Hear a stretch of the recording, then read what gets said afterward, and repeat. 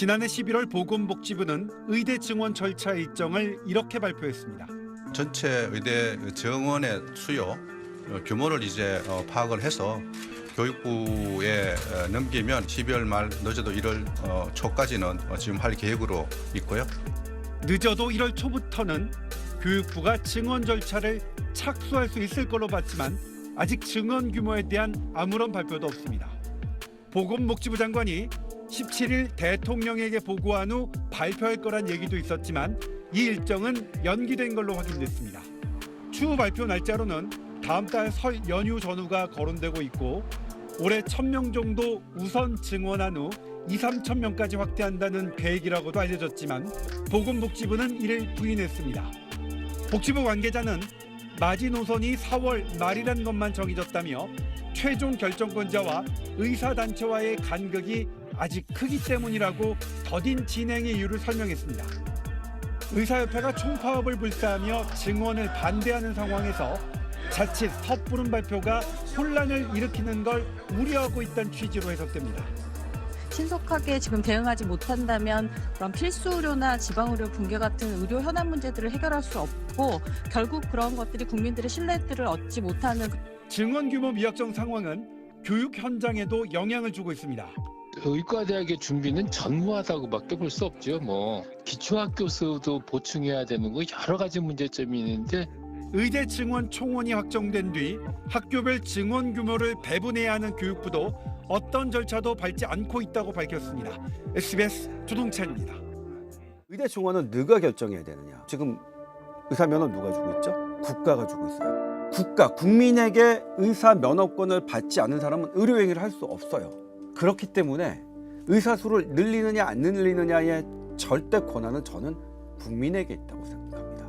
들을수록 똑똑해지는 지식 뉴스. 우리나라에서 의사 수 제일 많은 병원이 아산병원입니다.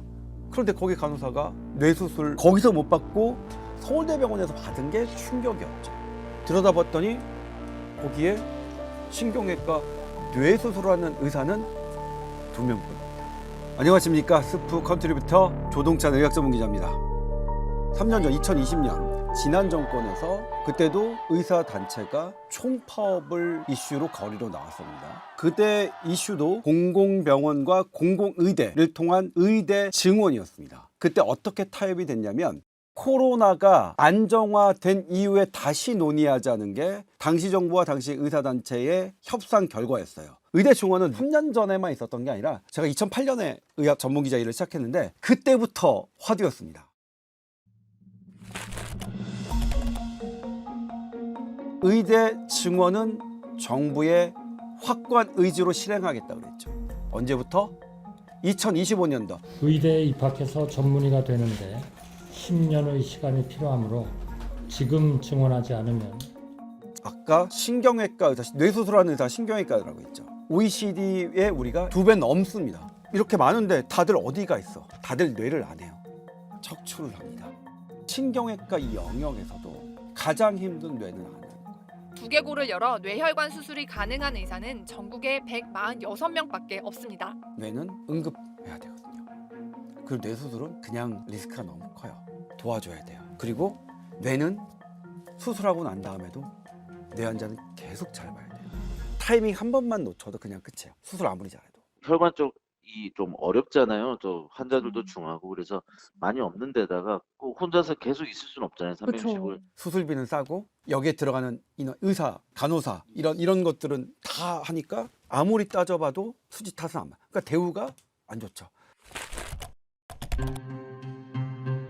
지난해 대형병원, 서울 아산병원이죠. 현직에서 있는 간호사가 뇌출혈이 발생했어요. 그런데 수술을 어디서 받으셨죠? 서울대병원으로 받으셨어요. 거기서 돌아가셨어요. 물론 서울대병원이 수술을 못하거나 정말로 수술 시간이 지연돼서 그랬을 거라고 생각하진 않아요. 사실 어려운 상황이었어요. 그럼에도 불구하고 서울 아산병원, 우리나라 최대 병원입니다. 보건복지부가 니네 아산병원 문제 있을 거야. 조사해봤어요. 문제 있으면 우리가 막 행정명령 내리고 처벌 내릴 거야. 조사했어요. 그런데 아무 잘못 없다는 게 보건복지부의 감사 결과였어요. 왜? 우리나라 국가가 지정한 심내혈관센터가 있습니다. 심내혈관센터에는 뇌수술하는 신경외과 의사 몇 명이 규정인지 아십니까? 한 명이에요. 한 명이 24시간 365일 커버하게 만들어놨어요. 그분은 진단 빨리 했고 그분은 2개를 하진 않으세요. 이제 인터벤셔널이라는 그러니까 혈관으로 넣어서 이 뇌출혈을 잡는 분인데 그러니까 거기서 어떻게 이제 안 되니까 수술이 필요한데 거기서 문제가 발생한 거죠. 그래서 작년에 터진 아산병원 그 사건을 계기로 우리는 어떻게 그럼 나가야 되느냐 이 부분을 우리가 생각하고 고민하고 서로 다른 사람들의 의견을 조율하는 것. 이 과정이 우리가 밟아야 될 일이겠죠. 그렇죠? 병원을 가면 대기가 몇십 명이고 환자는 많은데 의사 선생님 한정돼 있고 하니까 좀 부족하죠, 현실적으로. 우리나라의 문제는 활동의사 수가 지금 11만 명이거든요. 근데 2021년 통계인가 피부 미용, 뿌띠라고 하는 거죠. 뿌띠 3만 명이에요. 11만 명 중에 3만 명. 산부인과를 전공했어요. 산부인과 전문의가 레이저.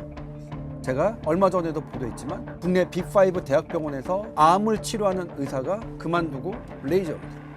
왜? 암 환자 보는 건 아니고 레이저를 하면 돈이 됩니다. 여러분들 피부 미용 오래 걸릴 것 같아요? 그거 트레이닝 받는다 오래 안 걸려요. 비교할 수 없어. 신경외과 뇌수술과 외과의 이런 위암 수술하는 것과 비교가 안 돼요. 이미 저는 재앙은 시작됐다고 봅니다. 이미 최근 몇 개년 동안에 그런 필수과에 대한 어떤 인력이 지원을 안 하지 않는 사태들은 TV에 보면 쇼 프로그램 이런 데 보면 다 누가 오죠? TV에서 화려하게 존경받고 연예인들과 막 활발하게 하는 사람들은 레이저 들고 필러하고 보톡스하는 암 환자 보고 뇌 환자 보는 이 의사 젊은 애들은 자기네들 선배들은 다 병원에서 쭈그러져 있어. 못 견디는 거야. 산부인과, 흉부외과에 이어서 최근에는 소아과 전문의까지 피부 미용 분야에 뛰어들고 있는 사례 찾는 거 어렵지 않습니다. 또 하나 강력하게 생각하는 게 소송당하는 거예요. 내가 이제 이렇게 해가지고 이렇게 하고 있는데 소송까지 당해? 근데 소송의 위험은 필수과, 생명과 관계된 과가 더 밀접하게 관련이 있을 수밖에 없어요. 그거는. 그러니까 그런 부분을 어떻게 해결할 것이냐, 이 유출을 어떻게 막을 것이냐, 이 고민은 되게 필요해요.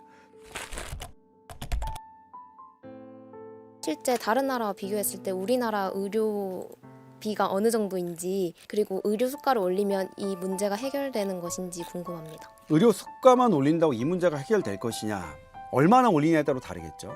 일본 뇌질환 수술 수가 똑같은 수술을 보면 이거 대한의사협회에서 한 겁니다. 일본 같은 경우에 1,581만 원이에요. 우리나라는 245만 원이에요. 이거 코로 들어가서 수술하는 게 일본은 872만 원, 우리나라는 199만 원.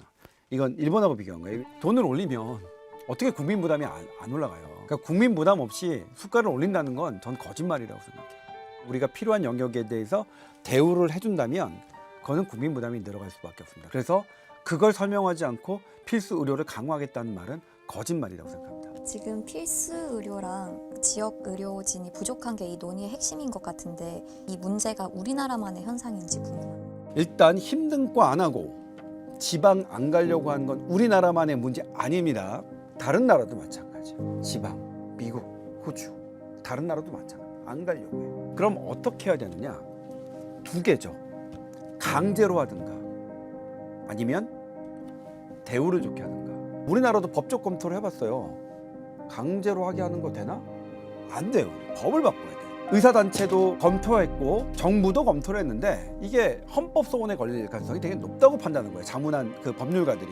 이런 불균형을 해소하기에 정부는 지역 필수 분야 전공의에 대한 지원을 강화하겠다고 밝혔는데 현장의 반응은 차갑습니다. 네, 아직까지는 지원을 표현한 전공의는 없는 상태입니다. 지금 당장 돈 한두 푼하고 연관이 있는 건 아니기 때문에요. 우리는 우리 문제에 집중해야 돼요. 우리 지금 소아과 의사 계속 줄어들고 있는 거예요. 뇌수술하는 의사 계속 줄고 있는 거예요. 외과, 그것도 터지는 것, 이렇게 큰 수술하는 의사 자꾸 줄어드는 것. 우리 그런 것에 집중. 우리 미래 세대에 맞게 현재 우리의 이해관계를 말고 지금 우리의 선거, 정치인들 이런 이해관계 말고 좀 더 미래 세대를 위해서 정말 차근차근 의료를 생각하는 것의 하나의 과정으로 의대 증원 문제도 우리 사회에서 논의되기를 희망합니다. 이것으로써 오늘 교양일을 부탁해를 마치겠습니다. 고맙습니다.